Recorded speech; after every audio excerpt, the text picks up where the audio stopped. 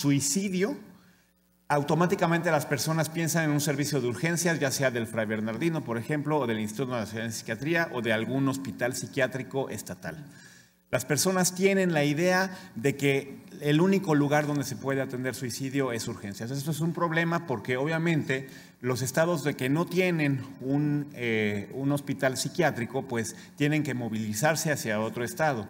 Y también los servicios de urgencias psiquiátricas muchas veces no tienen la característica de atender condiciones médicas. Entonces esto se vuelve un problema y los servicios se sobresaturan. Y yo tuve la oportunidad de conocer varios servicios de urgencias de estados de la República. Son muy diferentes, pero atienden a situaciones muy similares. La siguiente, por favor. Esta es una gráfica, como pueden verla, está dirigida hacia la derecha. Es la prevalencia de usuarios con riesgo de suicidio. Mientras más hacia la izquierda es más joven. Esto es del 2008. ¿Le pasa la siguiente, por favor? Esta es del 2014 y no nos imaginemos cómo estará en el 2019.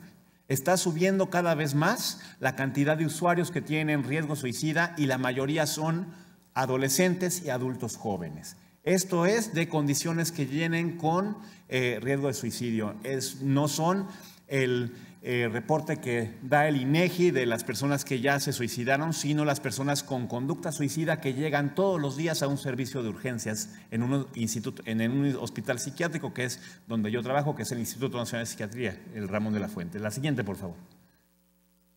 Aquí lo que vemos es que las prevalencias de diferentes servicios de urgencias, esto es de mi tesis de doctorado, que yo veo la prevalencia de conducta agresiva y conducta suicida en los hospitales de Tijuana, Mexicali y Jalapa. Lo que detectamos es que son diferentes cada uno de ellos, sin embargo hay prevalencias importantes en cada hospital psiquiátrico y depende de cada región. Pero lo cierto es que en todo se ve conducta agresiva, todo se ve conducta suicida y casi siempre se derivan a lo que es urgencias en psiquiatría. La siguiente, por favor.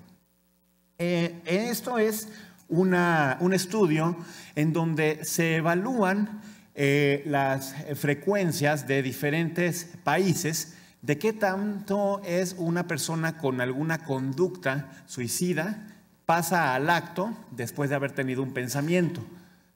México está en una condición en la cual cuando una persona empieza a tener pensamientos, pasa al acto suicida, o sea, una cosa son pensamientos y otra cosa es el acto.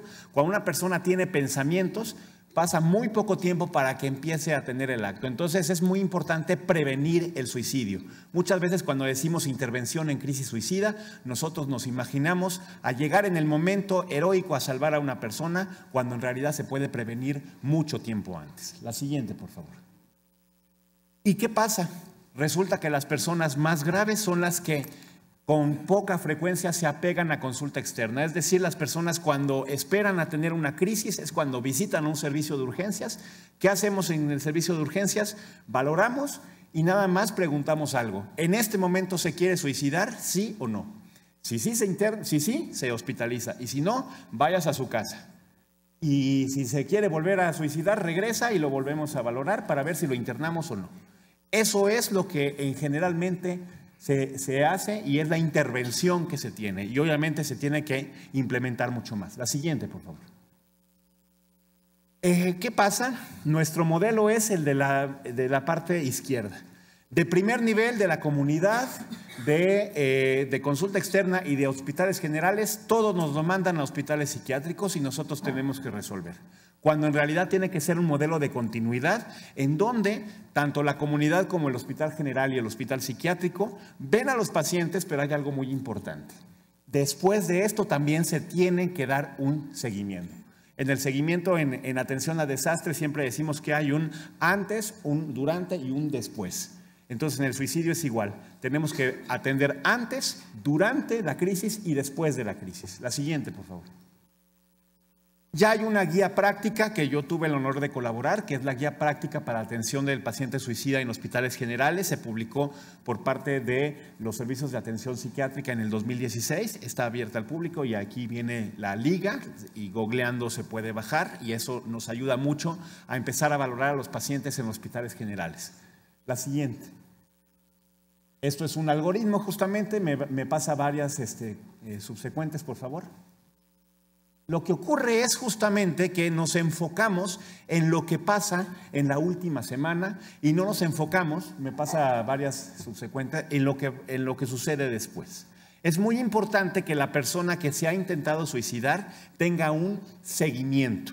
No nada más cuando el paciente llega a un servicio de urgencias y se le pregunta, ¿quieres suicidarte? Y nada más nos remontamos a que de acuerdo a lo que nos diga el paciente se toma la decisión, sino que tiene que haber un seguimiento por parte de psicología, trabajo social de esa persona después de que se intenta suicidar. La siguiente, por favor.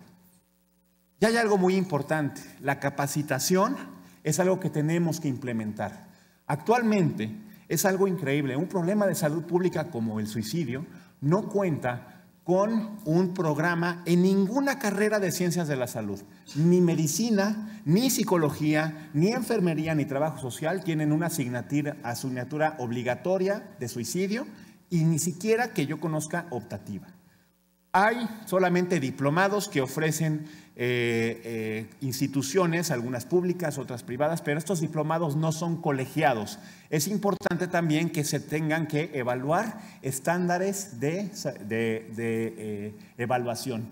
Y hay algo muy importante. En 2011 fundamos un curso de alta especialidad de urgencias en psiquiatría avalado por la UNAM, en la cual su servidor fue el profesor titular.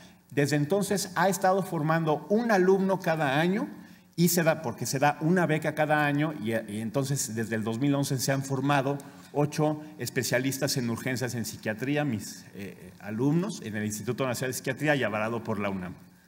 Ocurrió que en el 2018 este curso se dio de baja por parte de autoridades de la UNAM y de la Secretaría de Salud. Se tomó esa decisión, la cual yo desconozco por qué. Y los mismos residentes solicitaron que este curso vaya de regreso y en este momento estamos en respuesta de que este curso se vuelva a abrir.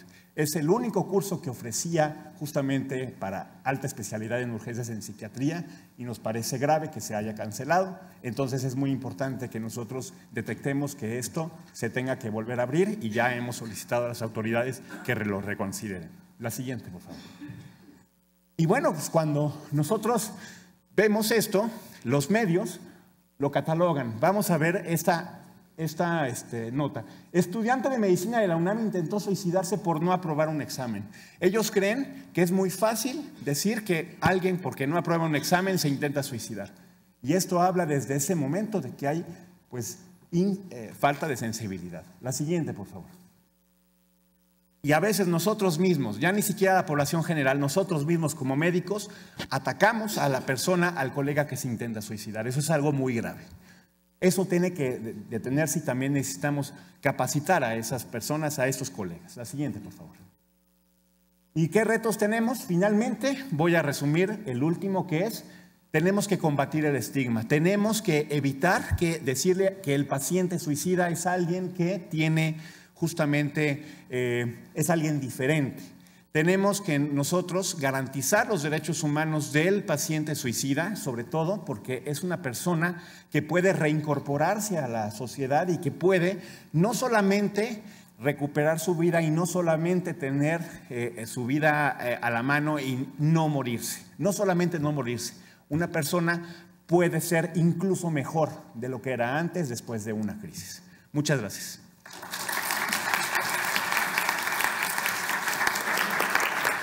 Agradecemos al doctor Alejandro Molina su ponencia y a continuación presentamos al maestro Luis Trejo González, licenciado en Psicología Clínica por la Universidad Intercontinental, maestro en Psicoterapia Psicoanalítica por el Colegio Internacional de Educación Superior, docente y supervisor de prácticas profesionales en pregrado y posgrado en las áreas de Psicología General, Desarrollo, Psicoterapia e Investigación. Es exvicepresidente de Ciencias Psicológicas de la Sociedad Mexicana de Neurología y Psiquiatría. Su tema, factores psicológicos del suicidio. Bienvenido.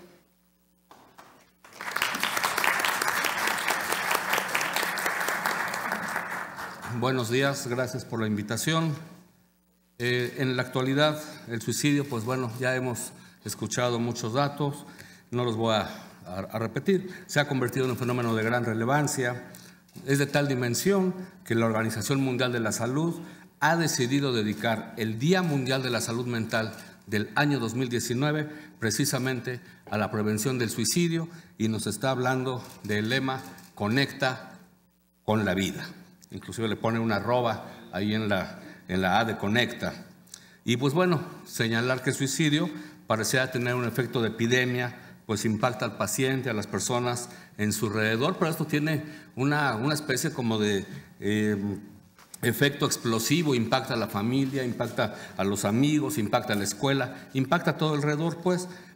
Pero aquí lo interesante es que pareciera ser que tenemos un efecto también como en esta epidemia, no respeta edades. Estamos hablando de niños, adolescentes, adultos, personas de tercera edad. Y pues bueno, quiero enfocar la mirada pues precisamente a el factor psicológico. Si me dan la siguiente, por favor. Tenemos muy reconocido en el ámbito de la psicología que todo lo que el ser humano realiza tiene siempre una causa y tiene un significado, que precisamente esto es lo que nosotros tenemos que centrar nuestra atención para buscar esta causa, ya que tratándola, pues evidentemente desapareceremos la consecuencia. ¿Me da la siguiente? Hablar de la temática del suicidio y los aspectos relacionados con este tema causan una serie de emociones ante los cuales surge dificultad para su propia expresión. Debemos reconocer que es una reacción humana lógica, pues impacta en la mente, confrontándonos ante este evento de la muerte, evento que es ominoso, evento que es terrible y que solamente podremos comprender aquellas personas que hemos estado en contacto dentro de nuestro núcleo familiar cercanos con la muerte, sea desde el suicidio o no, pero solamente podremos aproximarnos de una manera bien cercana en esa comprensión los que hemos estado en este momento. De tal manera que entonces hay una serie de factores de riesgo y quiero destacar solamente algunos de los que tenemos ya estudiados y que son del orden de lo psicológico. El dolor. El dolor es un evento que da cuenta de que algo está sucediendo en el cuerpo, en la mente, y a lo cual debemos prestar atención. Inclusive podemos tener dimensiones insoportables.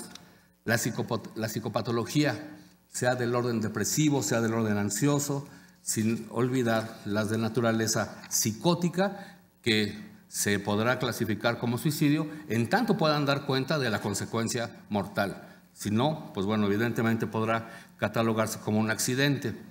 Especialmente quiero mencionar las adicciones. Ya también quienes me han precedido en el uso de la palabra han hablado del alcoholismo.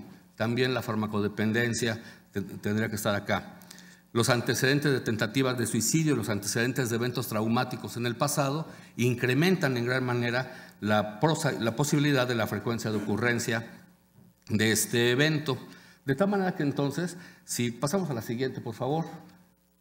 Si me das la siguiente, esta la vamos a brincar. Muy bien. Consideramos entonces que las conductas suicidas son el resultado del desequilibrio entre los factores de riesgo y los de protección, los cuales entonces aquí nos llevan a establecer estrategias para restaurar el equilibrio entre estos. Existen una serie de elementos, si me das la siguiente, hay una serie de elementos en la constitución psíquica que pueden apoyar la restitución del equilibrio. Y estoy hablando de la autoestima, de las relaciones y actividades significativas, la confianza en los propios logros, la búsqueda de ayuda, la apertura en la experiencia de los demás y el aprendizaje y la capacidad para comunicarse. Y quiero dejar en forma muy destacada esta parte última, el aprendizaje y la capacidad para comunicarse, porque en esto voy a fundamentar mi propuesta. Con el dominio entonces de estos elementos podremos alcanzar las metas que constituyen los factores de protección ante el suicidio. Y tenemos ahí una relación entre las cuales quiero destacar la satisfacción con la vida, la capacidad de control de la realidad, las habilidades de afrontamiento positivas que quienes también me antecedieron ya mencionaron los PAPs, los primeros auxilios psicológicos. Precisamente esto es a lo que se dedica, a restaurar la capacidad de afrontamiento y evidentemente tener una relación terapéutica que devenga en una relación positiva. De tal manera que entonces, actualmente, ¿qué está sucediendo? Los psicólogos, los psicoterapeutas, los tanatólogos, los médicos psiquiatras, somos quienes estamos atendiendo los eventos relacionados con el suicidio. Y esto, lamentablemente, en el mejor de los casos. ¿Por qué? Porque inclusive hay personas que no son profesionales, y esto debe ser muy, muy claro. Hay personas que no son profesionales y que van a devenir sus intervenciones en eventos iatrogénicos. Esto está haciendo mucho daño, razón por la cual también debemos de considerar una normatividad muy, muy específica en este sentido. De tal manera que entonces mi propuesta la quiero centrar en lo siguiente. Yo tengo la convicción que la prevención se hace desde la educación.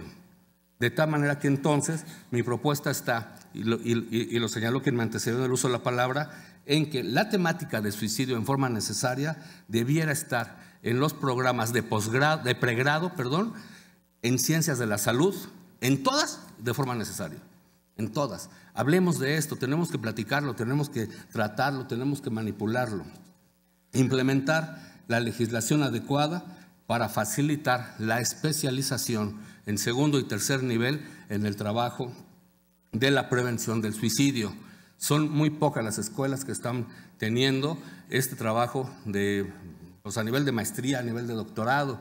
El instituto que yo represento cuenta precisamente con una maestría en estudios del suicidio. Y pues bueno, este estudio deberá, en mi propuesta, estar abordado de manera multi e interdisciplinaria. Esto no nada más corresponde al ámbito psicológico, no solamente corresponde al ámbito psiquiátrico. Hay un campo muy, muy amplio que tendríamos que conocer para poder abordar hacia todo esto. Y contar con una ley de salud mental, que también ya fue comentado, que precisamente otorgue los derechos y las obligaciones en los especialistas de la prevención del suicidio. Esta ley de salud mental, pues bueno, deberá de darnos el apoyo, deberá de darnos la posibilidad de que nos diferenciemos quienes realmente puedan estar con la capacidad para trabajar en este ámbito y quienes no, y que evidentemente pudieran existir las sanciones adecuadas para aquellos que están haciendo pues una mala praxis, ¿verdad?, en todo este trabajo. Esta es mi propuesta y les agradezco mucho su atención. Buenas tardes. Agradecemos su ponencia al maestro Trejo y a continuación presentamos a la doctora Jacqueline Cortés Morelos, quien es médico cirujano por la UNAM, especialidad en psiquiatría, egresada por el Instituto Nacional de Psiquiatría Ramón de la Fuente, especialidad en psiquiatría infantil y del adolescente, egresada del Hospital Psiquiátrico Infantil Juan N. Navarro, recertificada como psiquiatra ante el Consejo Mexicano de Psiquiatría, socia activa en la Asociación Psiquiátrica Mexicana y su tema es suicidio infantil. Gracias. Al contrario, gracias por la oportunidad. Para mí es un verdadero gusto, un honor y una gran responsabilidad de estar aquí y poder compartir lo que el día de hoy les vengo a compartir. Quisiera comentarles que afortunadamente y gracias a toda la información que han estado dando, me va a permitir adelantarme en las diapositivas para no ser repetitiva, las que sigue por favor, y poder entrar de lleno a las propuestas que traigo en cuanto a lo que tiene que ver con suicidio infantil. La que sigue por favor. Sabemos que necesitamos tener una infancia sana para poder tener una adolescencia sana y por ende también poder tener una vida adulta sana. Si nosotros encontramos que estamos en un foro de prevención de suicidio, podemos ver que la prevención muchas veces debe de venir desde las etapas tan tempranas como es la infancia o la niñez. Muchos de los trastornos que se presentan en la adolescencia y en la vida adulta inician en la infancia. No es nada raro encontrar hoy en día cómo es que los síntomas depresivos se presentan cada vez con síntomas más severos a etapas más tempranas y que tenemos niños con intentos de suicidio de alta letalidad a partir de los 8 años en adelante. a partir de que ellos ya tienen lo que es un concepto de muerte, que saben qué es lo que es la muerte, pero que además de eso, si nosotros tenemos un niño que está aprendiendo de los padres a actuar y a conducirse a través de un modelamiento y por imitación, a veces nos llegan chiquitos preescolares que dicen, es que me quiero matar, me quiero morir, o hacen intentos, pero son por imitación tanto de lo que ven dentro de la familia como de lo que ven en los programas que ven en la televisión, en donde en ocasiones tienen acceso a programas que no deben de ver, que no son para su edad y en horarios en que no deben de estarlos viendo. Entonces, esto de la prevención se puede manejar desde varios enfoques, como ya lo han comentado mis compañeros, desde la parte de identificar la psicopatología, y para esto es muy importante comentar que hay un retraso en la identificación del diagnóstico psiquiátrico de muchos años. Estamos hablando de 10, 14 años en que hay un retraso de una identificación de un trastorno depresivo mayor que pudo haber iniciado en la infancia y que a veces por falta de psicoeducación o falta de conocimiento no sabemos que ese niño está deprimido. Por ejemplo, se sabe que un niño deprimido puede sustituir la tristeza por irritabilidad y enojo. Es decir, dentro de los criterios diagnósticos, la tristeza es fundamental en la depresión, pero en niños y en adolescentes puede estar sustituida por irritabilidad y enojo, que puede estar expresando a través de agresividad hacia los demás o hacia ellos mismos, y más los otros criterios diagnósticos, como alteraciones en la energía, en la motivación, en el apetito, en el sueño, etc. Y entonces, ¿qué sucede? Que a veces podemos tener niños muy agresivos, muy enojados, con problemas de conducta, que probablemente no es que sean malos niños, de hecho no lo son, sino que son niños que pudieran estar depresivos. Pero si no tenemos una psicoeducación en donde podamos orientar a las personalidades líderes en las escuelas, en el ámbito académico o en donde vayan estos niños, pues no van a poder identificar esta conducta en ellos. De tal forma que sí es muy importante para mí, la que sigue, por favor, comentarles cómo la que sigue. El suicidio pues sí ha aumentado mucho. En el 2016 el INEGI habla de que hay 2 suicidios por cada 100,000 habitantes en la población de niños entre 10 y 14 años. La que sigue, por favor. Y bueno, les quiero compartir una experiencia personal. Tuve la oportunidad en mi tesis de especialidad en psiquiatría infantil y del adolescente de hacer una investigación en identificación de enfermedades mentales en una escuela secundaria diurna que tenía la característica de que eran chicos que tenían un promedio menor a 7. Entonces queríamos saber por qué esos niños tenían promedio menor a 7 y no podían tener mejor aprovechamiento académico. Se hizo la identificación de los trastornos psiquiátricos y a todos los que se identificaron se canalizaron a un centro de salud con atención psiquiátrica en Iztapalapa, porque esa es otra. Es muy poco ético identificar sin después no tener medios a donde canalizar a la atención de estos niños. O sea, yo te veo, te identifico que tienes un cuadro depresivo, de ansiedad o problema de conducta importante que te puede llevar a la conducta suicida y te dejo así, es totalmente falta de ética. Siempre es importante saber a dónde podemos canalizar para la atención especializada. En esta escuela hicimos a través de una entrevista computarizada la identificación del diagnóstico de trastorno depresivo mayor. La población fue de 246 hombres, 195 mujeres, y de toda esta población, es decir, de un total de 109 chicos que se identificaron los diagnósticos, el 24.7% de esta población tenía depresión. Pero efectivamente no era la única psicopatología que encontramos. Encontramos problemas de anorexia, problemas de bulimia, problemas ya de consumo excesivo de alcohol o de otras sustancias que hacían que todavía hubiera mayor riesgo de conducta suicida. La que sigue, por favor. Posteriormente también tuve la oportunidad de trabajar en un proyecto de investigación en donde se hizo un seguimiento de 84 niños desde que nacieron hasta que llegaron al 4º año de primaria, en una primaria de Toluca. Este fue un proyecto para ver las variables que estaban influyendo en la obesidad y en el sobrepeso infantil. Sabemos que la obesidad ocupa el primer lugar a nivel mundial y también va muy de la mano con trastornos afectivos, trastornos también que tienen que ver con la autoestima, el autoconcepto y la autoimagen de estos niños y que muchas veces pueden ir de la mano también con la conducta suicida. La que sigue, por favor.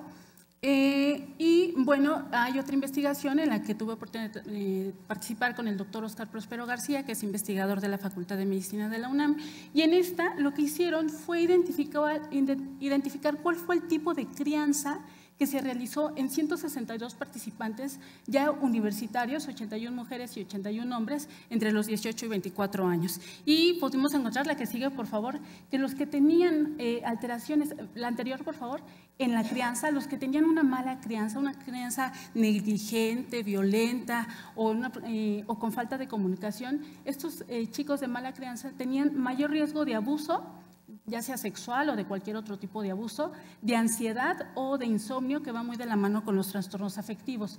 La que sigue, por favor. Además de ello, tenían también una situación de depresión, que cuando hablamos de depresión moderada o severa es cuando ya estamos hablando de un riesgo de suicidio más marcado. La depresión, cuando es leve, todavía se puede tratar a través de la psicoterapia, que es la terapia platicada por alguien especialista en psicoterapia, o que puede en un momento dado no llegar hasta la conducta suicida. La que sigue, por favor. Estos chicos con alteración en su crianza, se observó que también había una alta incidencia en alcohol, consumo de tabaco, de marihuana y otras drogas, y sabemos que si alguien consume alcohol aumenta el riesgo de suicidio, pero si se consume alcohol y además otras drogas, el riesgo aumenta aún más. La que sigue. Y entonces, quiero comentarles que dentro de las barreras que me topé en estos proyectos que he tenido la oportunidad de estar trabajando personalmente, una de las más grandes barreras es el estigma. Este estigma que hay hacia la psiquiatría, hacia los trastornos psiquiátricos, el hecho de pensar que porque soy psiquiatra soy la loquera, de que si voy al psiquiatra estoy loco, desde los padres que cómo le vas a dar tratamiento psiquiátrico a mi hijito, o los abuelos, los papás luego se convencen y los abuelos, no, el loco eres tú, el que está mal eres tú, tómatelo tú, los niños, ¿no? Y entonces, parte de esta lucha contra el estigma tiene que ver con mis propuestas de psicoeducación en las escuelas. ¿Y por qué en las escuelas? Porque es un ambiente escolar en donde los profesores identifican a los niños y están mayor número de horas con los niños. Muchas veces que hasta los propios papás, que a veces tenemos que estar trabajando muchas horas, a veces un profesor puede identificar a un niño depresivo o con alguna alteración afectiva o emocional a través de la comparación con otros niños, que no tiene amigos, que se aísla, que todo el mundo se pone feliz a la hora de salir del recreo y él no quiere ni salir, o de ellos mismos llegan muy contentitos, participativos y después ya no quieren hablar, están con ciertas conductas en donde incluso a veces se ven hasta autolesiones y demás. Entonces, mi propuesta es que podamos tener estos programas de psicoeducación en las diferentes aulas para padres de familia, alumnos, directivos, y que en un momento dado pudiéramos orientar al personal para identificar los trastornos y entonces puedan canalizar a estos chicos a una atención especializada. Fíjense que las escuelas trabajan por zona escolar. Por ejemplo, la zona escolar 75 en Coyoacán tiene a su cargo 5 primarias privadas y 5 primarias públicas, porque hablamos de adolescencia, hablamos de secundarias, de bachilleratos, pero en las primarias estamos hablando de la población infantil o en las escuelas preescolares. Si nosotros pudiéramos implementar en una sola zona escolar a lo mejor un personal especializado como un psiquiatra, un paidopsiquiatra, un terapeuta de familia o un psicólogo o personal de salud mental como trabajadoras sociales psiquiátricas, podríamos a lo mejor tener un lugar a donde los padres puedan dirigir a los chicos que puedan identificar con problemas afectivos o problemas de conducta, para poder prevenir que no lleguen hasta la conducta suicida, sino poder identificarlos desde antes. Otra de las situaciones que nosotros también trabajamos es que hubo recientemente una serie muy impactante en los medios de comunicación sobre las 13 razones por las cuales una chica intentó quitarse, se quitó la vida, y entonces esta compañía televisora nos contactó a los líderes de opinión. Yo soy la secretaria general de la Asociación Psiquiátrica Mexicana y trabajamos en un material de difusión, en una campaña de salud mental en adolescentes, y trabajamos con un material escrito. Este material ya se está ampliando con un segundo volumen que incluye más temas. La que sigue, por favor. Y dentro de estos temas están el suicidio en adolescentes, autolesiones no suicidas, bullying, ansiedad en adolescentes, abuso sexual, violencia de pareja, etcétera. Son temas que son hechos con un lenguaje coloquial, accesible, para que lo entiendan los padres de familia, los adolescentes, el público en general. Y esta campaña la hemos estado tratando de llevar a los diferentes congresos, cuando me invitan a un programa de radio, cuando yo siempre ando cargando mis folletitos. Hoy traje algunos, los que me pude aguantar en mi mochila, y traigo unos acá que agradeceré los puedan repartir. Pero yo trabajo en salud mental en el Departamento de Psiquiatría y Salud Mental de la Facultad de Medicina, y quien guste el lunes voy a llevar un buen bonche de folletitos para poderlo distribuir, porque esa es la idea, poder distribuir y hacer campañas de psicoeducación. Y bueno, para terminar, hace rato escuchaba esto de lo del metro y alguna propuesta para la conducta suicida en el metro. Le comentaba yo a mi compañero, el doctor Molina, que cuando vamos al aeropuerto hay un monorriel y hay un trenecito que llega, pero está todo cubierto y no te puedes aventar, porque las puertas se abren al mismo tiempo que se abren las puertas del trenecito que te lleva de T1 a T2. Imagínense que eso existiera en los metros, que hubiera unas como barditas y que la puerta coincida con las puertas que se abren solamente cuando uno accede o baja del metro. A lo mejor eso podría evitar que las personas se pudieran arrojar. Esto se me ocurrió hace poquito, ahorita escuchando. Agradezco muchísimo la atención prestada y bueno, pues desafortunadamente el tiempo ya se me acabó desde hace rato. Gracias. Agradecemos a la doctora Jacqueline su ponencia y a continuación presentamos a la maestra Mónica Esther Nieto Vázquez, quien es egresada de la UNAM, es psicóloga de profesión y está involucrada en la evaluación, diagnóstico, prevención e intervención de problemas de salud pública. Además, ha desarrollado talleres de habilidades socioafectivas en adolescentes con el fin de prevenir conductas de riesgo como el suicidio, la depresión, consumo de sustancias y conductas sexuales sin protección. Bienvenida, doctora. Maestra. Hola, buenas tardes a todos. La verdad es que es un orgullo estar aquí, sobre todo porque va a haber muchas cosas que nosotros nos podamos llevar a nuestra institución. Venimos representando a la UNAM, específicamente a la Facultad de Estudios Superiores Zaragoza. Estamos situados en la zona oriente de la ciudad. Sabemos que es una zona con problemáticas muy complicadas. También estamos coordinando con lo que es el Estado de México. El trabajo que nosotros realizamos, porque pues vengo con la profesora Alejandra Luna, también tiene cabida en lo que es el municipio de Nezahualcóyotl. Bueno, al igual que los demás compañeros ponentes, traje una serie de datos, una serie de información. Sin embargo, al estar escuchando los datos que proporcionaban los ponentes anteriores, me quedé pensando, me quedé reflexionando finalmente si el ver a una persona que se suicida sería verla como un número. Yo creo que es importante de inicio sensibilizarnos, como ya habían comentado los otros ponentes, acerca de esta situación, acerca de esta problemática. Bueno, yo traje información sobre esos datos, pero también me quedé pensando en los subregistros que ya había comentado el doctor Doroni. Me quedé también pensando en la falta de actualización de los datos, porque al momento de que nosotros trabajamos con nuestros alumnos, es importante comentarles que estamos en la parte de formación, en la carrera de psicología. Al trabajar con nuestros alumnos y pedirles como parte de su formación profesional que indaguen acerca de las principales problemáticas sociales por las cuales atraviesa nuestro país, en este caso, por ejemplo, temas como el suicidio, temas también como el consumo de alcohol, lo que es incluso los celos, la violencia en el noviazgo. Entonces, tratamos como de sensibilizar a nuestros estudiantes para que realmente tomen conciencia como futuros psicólogos de lo que se van a enfrentar. Había comentado la doctora Leni, y estoy completamente de acuerdo con ella, que nuestros alumnos luego nos preguntan que si egresando de la licenciatura ya van a ser capaces de poder finalmente atender alguna situación clínica. Mi respuesta siempre es tajante y les digo no. Tienes que seguirte preparando, tienes que especializarte, tienes que practicar, ¿sí? En ese sentido también el doctor Trejo comentaba que esta es una situación de educación. Nuestros planes y programas de estudio que actualmente se modificaron en la FE Zaragoza no contempla esta formación para detectar, por ejemplo, este tipo de problemáticas. Otro punto también bien importante, dentro de nuestra institución, bueno, dentro de la FE Zaragoza, contamos apenas con un servicio de atención psicológica para nuestros estudiantes que por lo regular está saturado. ¿Qué pasa entonces con estos futuros profesionistas de la salud? ¿Qué problemáticas emocionales y sociales tienen ellos? ¿Sí?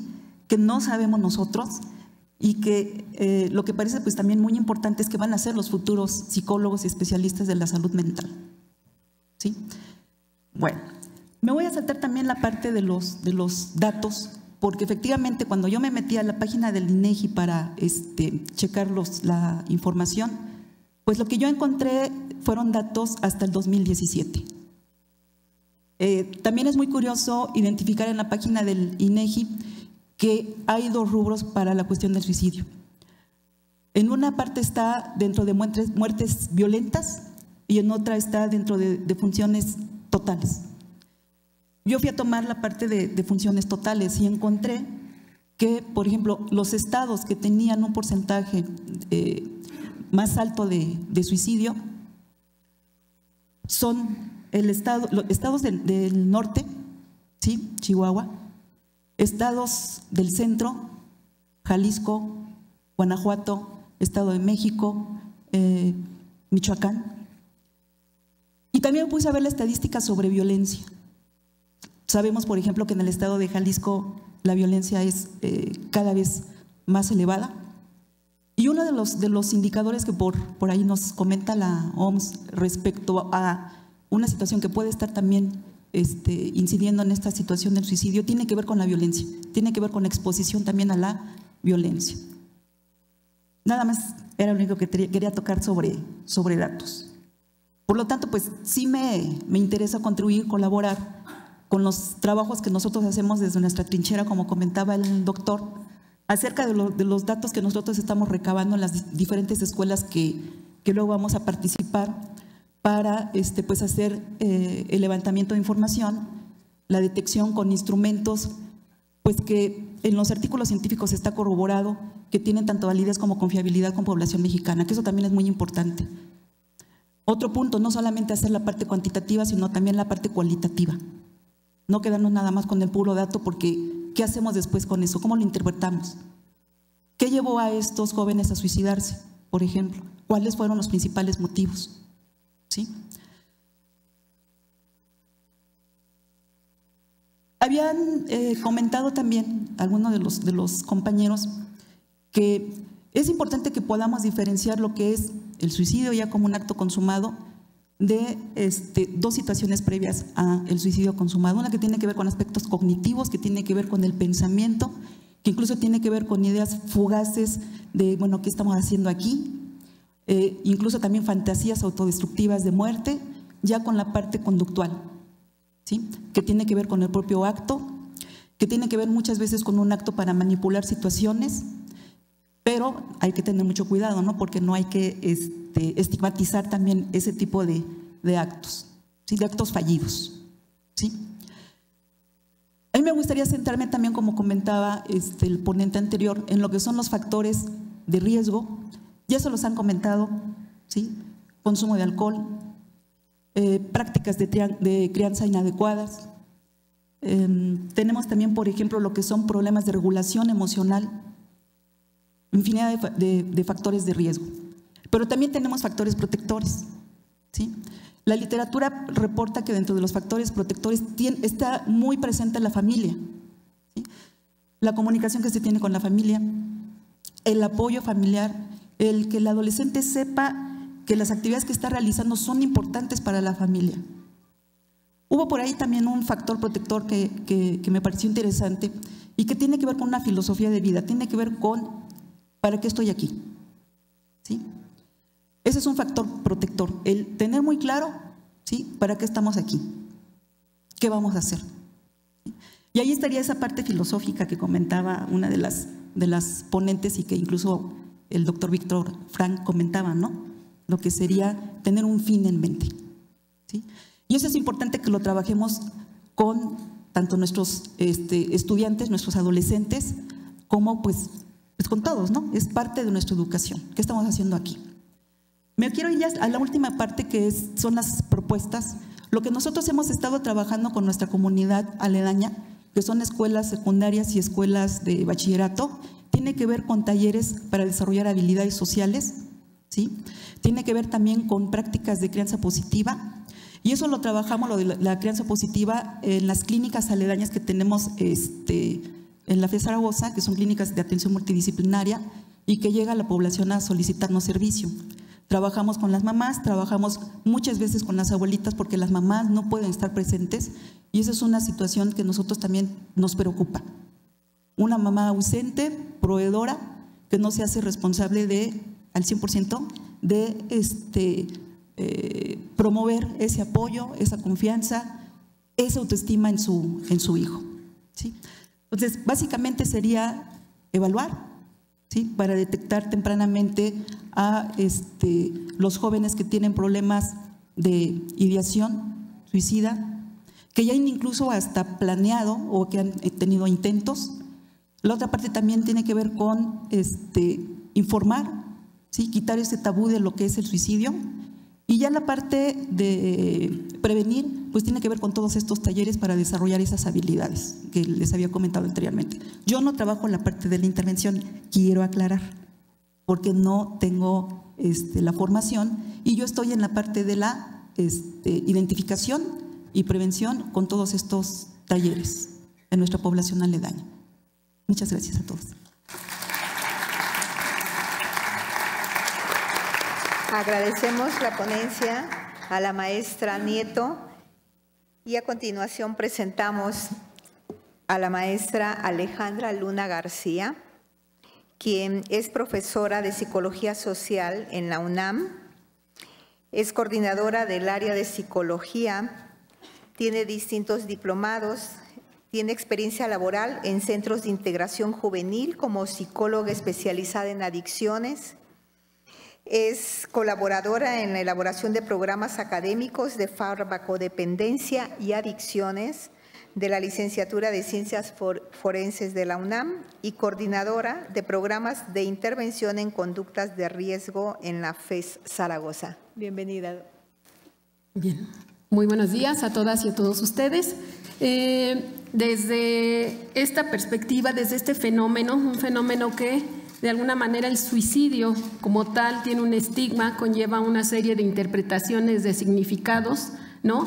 De acuerdo precisamente a las culturas, a la cultura en la cual nosotros estemos identificando, podemos ver una serie de aristas importantes con relación a este tema. En esta ocasión, particularmente en la FES Zaragoza, hemos estado trabajando esta parte de significado psicológico del suicidio en adultos mayores. Hemos trabajado sobre específicamente lo que tiene que ver con autocuidado y envejecimiento exitoso con estas personas. Sin embargo, hemos estado también trabajando esta parte precisamente por lo que hemos encontrado en las comunidades. En cierto sentido, el hablar del suicidio pareciera ser que está muy lejos, el suicidio en adultos mayores está muy lejos porque pues es una población aparentemente minoritaria, ¿no? En este momento. Sin embargo, la Organización Mundial de la Salud nos dice que para el 2050 el 80% de las personas mayores va a vivir, serán viejos y vivirán en países de ingresos bajos y medianos, ¿sí? La siguiente, por favor. De acuerdo con Da Silva, desde la perspectiva social, el aumento de adultos mayores junto con una disminución de la natalidad va a representar un aumento exponencial de la población económicamente no activa, lo que conlleva a una serie de problemas de alto impacto como lo es el suicidio. El INEGI en el 2017 refiere que el suicidio en los adultos mayores ha ido en aumento, por lo que es importante la prevención de este fenómeno, ya que la población adulta mayor se está incrementando y en unos años será la que predomine. La siguiente, por favor. De acuerdo a los datos epidemiológicos, el INEGI reportó en el 2015 que de acuerdo con el total de suicidios ocurridos y registrados en México, 5,754 casos fueron cometidos por adultos mayores y que se ubica en el quinto lugar de incidencia de suicidios con un total de 619 personas, de las cuales 544 son hombres y 74 fueron mujeres. Actualmente la CONAPO dice que el 17.7% por cada 1,000 habitantes son las personas que se suicidan en este país y que son adultos mayores. Maldonado, la siguiente, por favor. Maldonado comenta que el abandono, la falta de recursos económicos, así como las enfermedades crónico-degenerativas, son las principales razones por las que casi 2 de cada 10 suicidios en México van a ser cometidos por viejos. En esta parte nosotros nos empezó a generar nos intrigó pues cuáles son esas razones, por ejemplo, en las poblaciones aledañas a la FE Zaragoza en las cuales nosotros hemos estado trabajando, y cuál es ese significado que tiene este concepto, este fenómeno. Encontramos muchas cosas muy interesantes que coinciden mucho con lo que planteó Maldonado y algunos otros autores. En este sentido, haciendo una revisión de estos datos y haciendo específicamente un trabajo directamente con las poblaciones, nos encontramos que coincide con esto que plantea Maldonado. El 27.4% de estas personas adultas mayores no son derechohabientes de ninguna instancia de salud, incluido el Seguro Popular. Esto cuando nosotros platicamos con personas que tuvieron riesgo, algún riesgo suicida. El 37.4% de los que trabajan se desenvuelven en el sector informal. El 20.7% padece de alguna incapacidad. De estas, 70% tiene que ver con la dificultad para caminar o moverse. 26% no sabe leer ni escribir y 40% se encuentran sin pareja, es decir, pueden estar solteros, viudos o divorciados. La siguiente, por favor. Asimismo, se pueden considerar otros factores de riesgo de la conducta suicida en los adultos mayores, como son, dentro de los personales, aquí se mueven, bueno, esos causas, pues esos factores de riesgo se van a mover de manera diferente que en los adolescentes. Generalmente son las demencias, la invalidez, mayor frecuencia de hospitalizaciones e intervenciones quirúrgicas. Dentro de los factores psicológicos vemos la desesperanza, la baja autoestima, necesidades psicológicas frustradas, el desamparo, sentimientos de soledad, aburrimiento, sentimiento de inutilidad, fracaso y ausencia de proyectos y expectativas de futuro, ideas recurrentes de su propia muerte y tendencias melancólicas a refugiarse en los pasados. Los duelos también son un factor importante, es en la etapa en la cual la mayor parte de sus círculos sociales empieza también a enfrentar procesos pues que tienen que ver con los duelos y con las pérdidas de personas cercanas y amigos.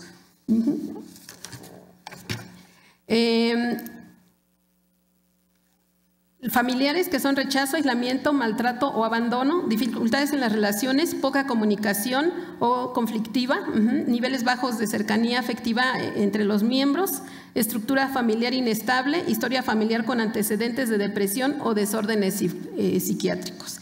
En la parte social vemos la percepción de rechazo y hostilidad hacia la vejez, las actitudes viejistas, ¿no? Estas actitudes negativas hacia lo que es el ser viejo, nulas redes de apoyo formales, aislamiento de los círculos sociales. Esto coincide precisamente con todo lo que plantean los autores. Algo que nos plantean los viejos, las personas con las cuales trabajamos, es que realmente hay una sensación de desesperanza, sobre todo cuando ellos no se sienten contenido con las instituciones. O sea, las instituciones de salud, las instituciones que de alguna manera, las instituciones religiosas, las de salud, cuando las familiares, cuando estas no cubren con este acometido, con este objetivo, ¿no? de acogerlos, de protegerlos, que no se ven ellos identificados, no se ven cerca, es cuando ellos empiezan a tener este sentimiento de desesperanza. A partir de esto nosotros hemos ubicado algunas propuestas de evaluación e intervención del riesgo suicida en adultos mayores, y entre ellas nosotros tenemos que dentro de la evaluación estos indicadores psicosociales que tienen que ser tomados en cuenta para evaluar la situación actual de los adultos mayores y su probabilidad de riesgo suicida son desde evaluar cómo se están llevando a cabo las políticas públicas respecto a los adultos mayores y su impacto real. Nosotros vemos que ya hay políticas públicas, ¿no? establecidas para este sector de la población. Sin embargo, lo que dicen los adultos mayores es que pues no están cubriendo con muchas de esas necesidades, sobre todo la atención a la salud, ¿no? y lo que es la familia en la cual se encuentran ellos una serie de actitudes violentas hacia el ser viejo, ¿no? y hacia su condición como abuelos o como padres. Las redes informales, en este sentido, la familia, amigos, vecinos, su calidad, hay que ver su calidad y su cantidad, ¿no? Las redes formales, formales e informales, entre las formales están las instituciones educativas, recreativas, de salud, y la cantidad de servicios con los que se cuentan. En las zonas aledañas a la FES Zaragoza, si bien es cierto que hay servicios de salud asistenciales para los adultos mayores, pues estos, la calidad, ellos perciben que la calidad de estos no es la adecuada. Indicadores psicológicos, como son los cognitivos, ya sabemos que también los deterioros cognitivos también pueden generar esa sensación pues de ansiedad, de depresión, y los puede llevar precisamente a esta situación de riesgo suicida. Las conductuales, que son las pautas de comportamiento, hábitos y autocuidado. Desde la siguiente, por favor, desde la intervención se debe de considerar los diferentes niveles de información, orientación y capacitación para los educadores, profesionistas de la salud, trabajadores sociales, familia, comunidad y adultos mayores, para que se generen las condiciones que permitan minimizar el riesgo suicida, tomando en cuenta los siguientes temas: promoción del envejecimiento activo, educar para el autocuidado y la prevención de enfermedades, esto que conlleve la prevención también de enfermedades, la generación y mantenimiento de redes de apoyo, campañas para promover la cultura del envejecimiento para poder disminuir estas actitudes viejistas, el empoderamiento del adulto mayor con el uso de pláticas y orientación sobre sus derechos humanos, el desarrollo de habilidades para la resolución de problemas, como son la comunicación, la asertividad y la resiliencia. Si bien es cierto que el suicidio es un fenómeno multifactorial, se debe de trabajar para minimizar los factores de riesgo que inciden en el adulto mayor. Por mi parte es todo. Muchas gracias.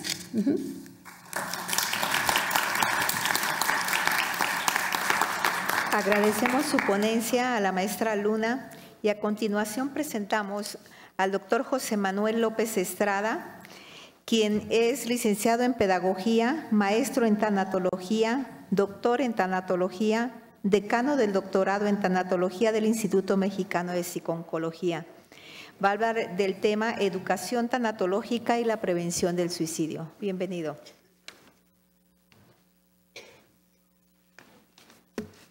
Buenas tardes a todos.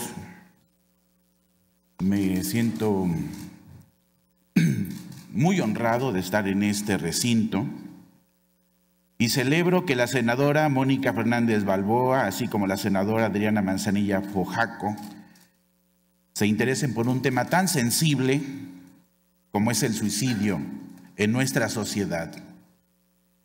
Es un tema que mueve conciencia, sobre todo las buenas conciencias, las conciencias que duermen tranquilas, las conciencias que a veces defienden aferradamente la vida, pero que descuidan otros aspectos de la vida social.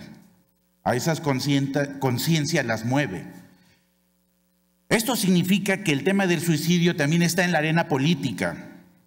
En los últimos 4 sexenios se han presentado propuestas de iniciativa de ley. Si no me equivoco, suman 18.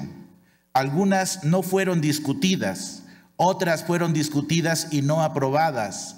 Las menos fueron llevadas a cabo. Por lo tanto, de nueva cuenta, el tema del suicidio en el Senado, en la Cámara de Diputados y en la sociedad mexicana se volverá a presentar y a discutir, y el problema ya está siendo planteado. Para los señores diputados, necesitamos una acción nacional, multisectorial, trans y multidisciplinaria, multigeneracional, y reconocer que el suicidio, así como la muerte, es un saber radical en el ser humano. Michel Foucault, en el primer tomo de Historia de la Sexualidad, menciona 3 saberes que son radicales al ser humano: la sexualidad, el poder, la sabiduría, el conocimiento. Agregaría 2, la muerte y la convivencia, la democracia. La muerte es radical. El suicidio es un tipo de muerte y es una forma de morir. Alude no solamente a los aspectos psicopatológicos, sino también a los aspectos antropológicos y filosóficos. Tiene que ver con la conciencia humana de la muerte y tiene que ver con nuestra manera en que nos relacionamos con la muerte. Ahí hay miedo, hay tabú, hay espanto, hay medias verdades y medias mentiras. Por lo tanto, necesitamos un cambio de mirada. la institución de un gobierno de izquierda, un gobierno progresista, un gobierno que seguramente nos dará oportunidad de ser críticos, progresistas y articular de manera distinta lo que se sabe del suicidio. Hay que rescatar, como ya se mencionó antes que yo, como ya se mencionó, hay que rescatar temas como el moribundo, el suicidio, de asociaciones y gente que no está preparada. El voluntariado es importante. Sin embargo, necesitamos dar el paso a la profesionalización y a la reflexión académica de ciertos temas. La muerte tiene una perspectiva ideológica, claro. Se juega la esperanza, la creencia. Se juegan los aspectos de esperanza y de paliación también. Sin embargo, esta disyuntiva entre los temas de esperanza, de creencias y solo la paliación debe ser mediada por la discusión académica. Ya se ha tocado el tema. ¿En qué carreras, en qué universidades se piensa en competencias, en teorías y en procedimientos que toquen el tema del suicidio y el tema de la muerte? Es necesaria una revisión curricular a los planes de estudio, pero como vamos entendiendo, no solamente a las cuestiones de salud, sino a todas las cuestiones que tienen que ver con las ciencias humanas y sociales, la pedagogía, la psicopedagogía, el trabajo social, todos tenemos que ver algo. No podemos evadir el tema de la muerte, es decir, los aspectos antropológicos y filosóficos. Se ha escrito mucho al respecto. Aquí se señaló algunos autores, Bauman, Derrida, Nietzsche, pero no están socializados. Quedan como aspectos de gente conocedora, experta, y entonces se vuelven saberes poco accesibles. Es necesario cambiar aspectos que tienen que ver con establecer criterios, principios, miradas, metodologías que puedan servir de ejes rectores en el abordaje del suicidio. Hay mucho trabajo que hacer y nos damos cuenta también que hay un amplio sector de la población preocupado por el suicidio. Aquí he venido a conocer asociaciones y grupos que no conocía. Como un académico de un instituto que se dedica a una maestría en estudios del suicidio y en un doctorado en tanatología, es importante reconocer esa ignorancia. Hay gente que hace algo, como ya se mencionó. Por lo tanto, creo que es necesario también una red, no solo una red, sino un directorio de asociaciones y grupos que se dediquen al suicidio, que sea accesible. Bien, entonces la educación para la muerte, la educación tanatológica y la prevención del suicidio tiene dos aspectos. Primero, los aspectos formativos, los aspectos que tienen que ver con la formación de temas de suicidio y muerte en las distintas licenciaturas y en los distintos programas de posgrado. Pero también hay otro aspecto. La escuela es un espacio de prevención. Ya se mencionó también que mucho de la población que está en riesgo tiene la edad entre 15 y 29 años, es decir, tiene una edad escolar. Los niños y los adolescentes pasan mucho tiempo en la escuela, por lo tanto, la escuela se vuelve un espacio de convivencia, un espacio de atención, un espacio en el que ellos hablan y expresan cosas. Por lo tanto, la escuela debe de convertirse también en un espacio de prevención. Ahora bien, para que una escuela sea considerada espacio de prevención, se necesita configurarla para ello. El tema de la muerte tiene que hacerse presente tanto en los planes y programas de estudio como en la capacitación de los profesionistas que conviven y atienden de una u de otra manera a los niños y adolescentes. Bien. Ahora, la parte teórica la voy a decir muy rápido. Los estudios sobre el suicidio no pueden ignorar los aspectos tanatológicos implicados. el suicidio es un tipo de muerte, pero también es una forma de morir, donde pasa a realizarse como acontecimiento de orden sociocultural.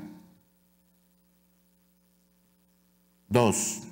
Que esos aspectos configuran también la conciencia humana de la muerte, es decir, la cuestión de cómo se muere, una cuestión que tiene que ver con la fisicidad de la muerte, lo psicoespiritual, es decir, las creencias, el sentido de la vida, y lo sociocultural, las diferentes expresiones culturales, ritos y mitos en relación con la muerte.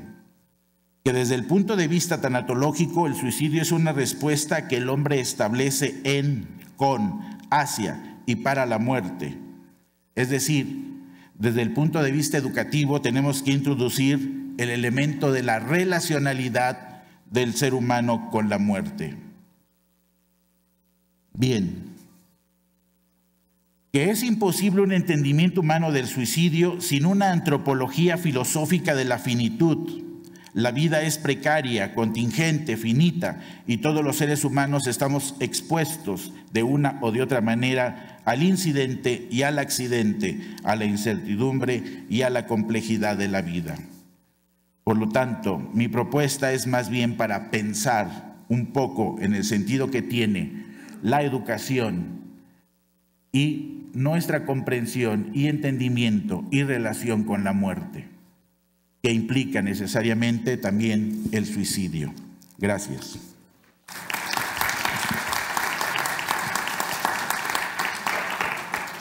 Agradecemos al doctor José Manuel su ponencia. Y bueno, en este momento pasamos a las preguntas.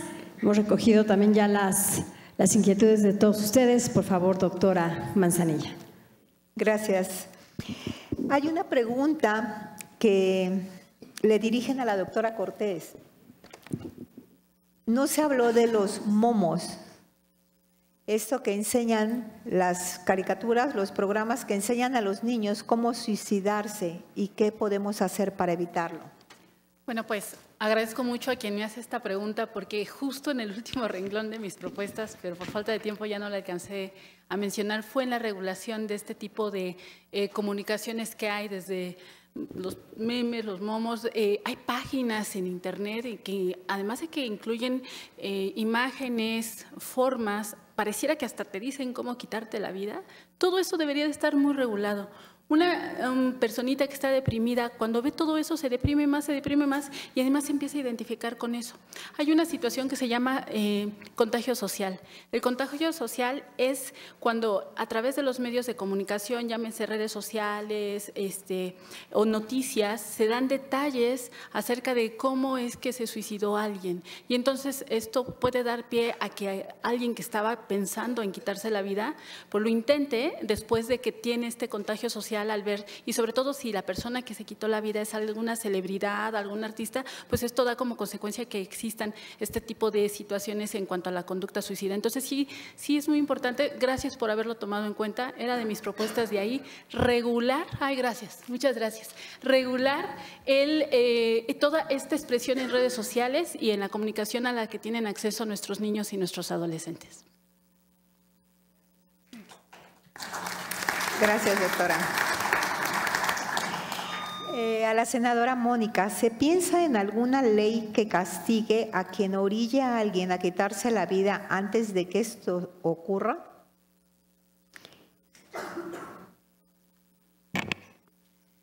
No lo sé, estamos precisamente este foro es para empezar a discutir, empezar a debatir, empezar a analizar esta problemática desde una óptica interdisciplinaria. Por eso están aquí todos los expertos.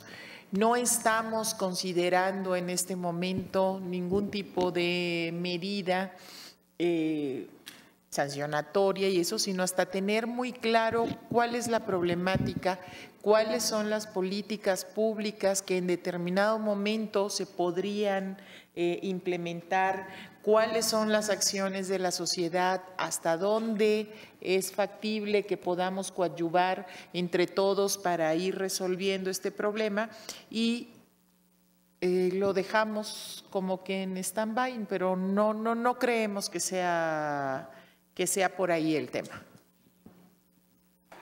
Gracias, senadora. Nos hacen algunas recomendaciones o algunas observaciones, como de que los adultos mayores tienen el derecho ya de hacer lo que quieran con su vida, pero más sin embargo sí debemos pensar en ellos, en mejorar su calidad de vida. Otro comentario también va en relación a la preparación, la prevención en las escuelas. ¿Cómo prevenir en las escuelas si no están las personas o los profesionales preparados para abordar el tema? También nos preguntan cómo se puede hacer cómo transmitir y cómo hacer una campaña para prevención del suicidio para las personas con capacidades diferentes, es decir, personas sordomudas, etcétera. Estoy leyendo textual la pregunta. ¿Alguien quisiera sugerir alguna forma de hacer campaña de prevención del suicidio para las personas con discapacidad? Bueno, yo sigo pensando que el ámbito escolar es muy importante, poder llevar estas campañas de psicoeducación, porque tanto las personas con capacidades diferentes como las que no lo somos, van a escuelas, van a aprender, y en esas escuelas se puede psicoeducar a los maestros, a los profesores, a los orientadores, para que identifiquen los síntomas, y una vez que ya los identifiquen, por ejemplo, al leer algo sencillo dicen, pues a lo mejor yo me identifico con tal o cual sintomatología, entonces ya si te identificas, acudir con el experto, pero que ellos también sepan a dónde canalizar, porque si no saben ni identificar y luego ya que identifican no saben a dónde canalizar, pues va a ser muy complicado poderles ayudar. Cuando tuve la oportunidad de estar en el Hospital Psiquiátrico Infantil Juan N. Navarro, nos llegaban chicos, a lo mejor chicos que no podían ver, a lo mejor chicos que no podían caminar por alguna discapacidad, y pues a todos ellos también se les atendía y se les abordaba. Existen centros de salud con atención psiquiátrica, existen los diferentes medios en el ISSSTE, en el IMSS, o existen en la UNAM, por ejemplo, está el Departamento de Psiquiatría y Salud Mental de la Facultad de Medicina de la UNAM, en donde damos atención a todos los universitarios, sea de secundaria incorporada a la UNAM, que está en la Prepa 2, todas las prepas, todos los SHs, todas las escuelas de pregrado y posgrado pertenecientes a la UNAM, y la idea es poder seguir ampliando esto. Dentro de mi propuesta estaba que en las escuelas, por zona escolar, pudiera haber un especialista en terapia, en psiquiatría, en terapia de familia, en terapia cognitivo-conductual, y ya a nivel de zona escolar poder referir a cierto número de alumnos que se pudieran identificar. Gracias, doctora. A la maestra Luna, ¿cuál es el rango de edad en que se suicidan más los adultos mayores? Ok. Bueno, la edad en la que se suicidan más los adultos mayores está en promedio entre los 60 y los 70 años. Cuando todavía hay una capacidad, digamos, una fortaleza y una capacidad funcional mayor. Y es interesante porque precisamente coincide pues con las etapas de las jubilaciones, ¿no? Cuando se confrontan muy fuertemente con el desempleo, ¿no? Con la pérdida de la identidad, ¿no? de su identidad social, pues, porque ya no trabajan, ya no tienen o no sienten pues que haya un significado. O sea, es reestructurarse, reconfigurar y de construir su idea de trabajador para reconstruir algo diferente, pero a veces esto difícilmente lo pueden lograr algunos, ¿no? No hay un proyecto de vida, precisamente por eso coincide, no hay un proyecto de vida posterior a la jubilación, es lo que hemos revisado, y esto también permite que de alguna manera, junto con estas actitudes viejistas que se tienen en la sociedad, ¿no? De querer encajonar al adulto mayor como un viejo, como una persona que pues ya no sirve, que tiene que dedicarse a hacer algunas otras actividades más relajadas, quitarle ese empoderamiento, ¿no? Que es importante en esta etapa de la vida, pues es lo que también merma esa situación y puede llevar a estas ideaciones, ¿no? Y son factores de riesgo suicida. Gracias, maestra.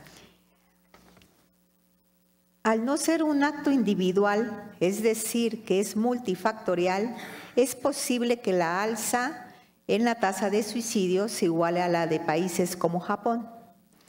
¿Serán las altas expectativas del principio del deber ser las que sean el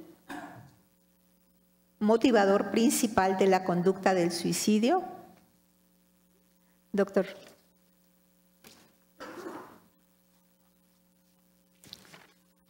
Bueno, creo que es necesario hacer estudios de caso, más estudios de caso clínico, más estudios de caso de tipo cualitativo, social, incluso pienso que es necesario hacer estudios etnográficos, porque la causa está en cada caso. ¿Qué me llevó o qué le llevó al suicidio? Está en cada caso. Pero se han identificado factores sociodemográficos muy específicos. Por ejemplo, el acceso a los medios, donde el acceso al veneno, a los pesticidas, es más fácil. Entonces, el uso de esos elementos para el suicidio, pues, están más tipificados. Pero si el acceso a las armas de fuego es fácil, entonces el medio también significará eso. Los aspectos sociodemográficos son los que se pueden de alguna manera regular como variables de un proceso. Pero en la vida, en el caso particular, está el sentido o sinsentido de la crisis personal y particular de cada sujeto. Ahí, tener mejores condiciones de vida no es algo que se puede plantear fácilmente. Vivimos en una sociedad de violencia. Hay un índice alto de abuso sexual. Entonces, por ejemplo, uno de los puntos, el abuso sexual infantil está asociado a la ideación suicida temprana. Por lo tanto, sería irresponsable decir que hay que evitar el suicidio sin evitar el abuso infantil. Por lo tanto, es un problema complejo, se necesitan muchas ideas y muchas contribuciones desde ámbitos disciplinares distintos, incluso fuera de las disciplinas. Es responsabilidad de todos. Por lo tanto, es difícil para mí hablar e identificar factores específicos fuera de lo que la Organización Mundial de la Salud ha dicho, factores sociodemográficos. Acceso a las armas, sexo, edad, posición económica, etcétera. Gracias, doctor. Sugieren que se haga una campaña antisuicidio y una campaña de psicología mental también. Doctor Molina, ¿qué podemos hacer ante la crisis institucional que orilla a los sujetos al suicidio? Bueno, como lo han mencionado todos los expertos, es trabajar en equipo interinstitucionalmente. El suicidio es algo muy importante, no es nada más una disciplina la que lleva el suicidio. O sea, muchas veces pensamos que los psicólogos o los médicos o los psiquiatras son los que llevan el suicidio y esto es equivocado. El suicidio es un fenómeno social que se tiene que evaluar y se tiene que abordar desde todos los puntos de vista, social, médico, psicológico y de, ¿cómo se llama?, de política pública. Justamente por eso estamos aquí, porque de la política pública es de donde salen justamente los programas y todo aquello. Pero y yo lo que considero es que ante esta crisis tenemos que trabajar juntos y es lo que estamos haciendo. Muchas gracias a los participantes de esta segunda mesa y última de nuestro foro por sus exposiciones. A continuación le pedimos a la senadora Mónica Fernández Balboa nos dirija el mensaje de clausura del foro sobre prevención del suicidio. Muchas gracias, de verdad, muchas gracias a todos los panelistas, a todos los ponentes. Gracias. Ha sido realmente, yo les voy a decir una cosa, que como tenemos muchas actividades, entramos, salimos, vamos, pero no me he querido despegar de aquí porque todas las ponencias, todo este tema ha sido de lo más importante, cautivante, aleccionador todo lo que hemos escuchado hoy. Antes de clausurar, yo quisiera comentar que vamos a hacer lo posible, Adriana, para que la memoria de estos trabajos y de todo lo que se ha expuesto aquí puedan ser difundidos, puedan ser compartidos. Les informo también que este foro ha estado transmitiéndose en vivo todo el tiempo por el canal del Congreso, que es una de las prácticas que queremos hacer para poder abrir este tipo de discusiones a todos.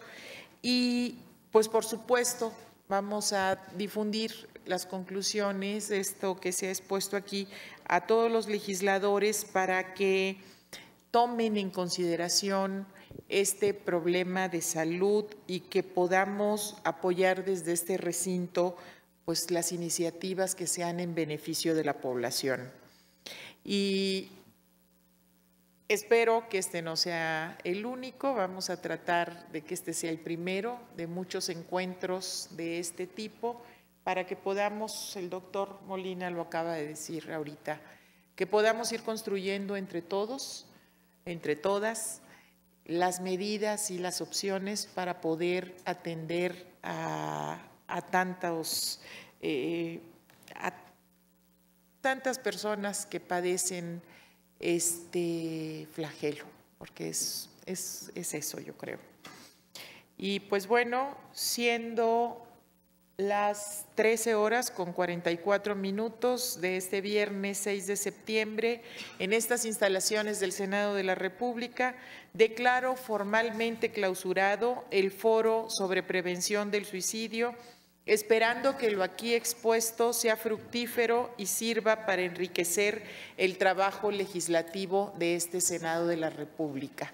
Enhorabuena, gracias y felicidades a todos.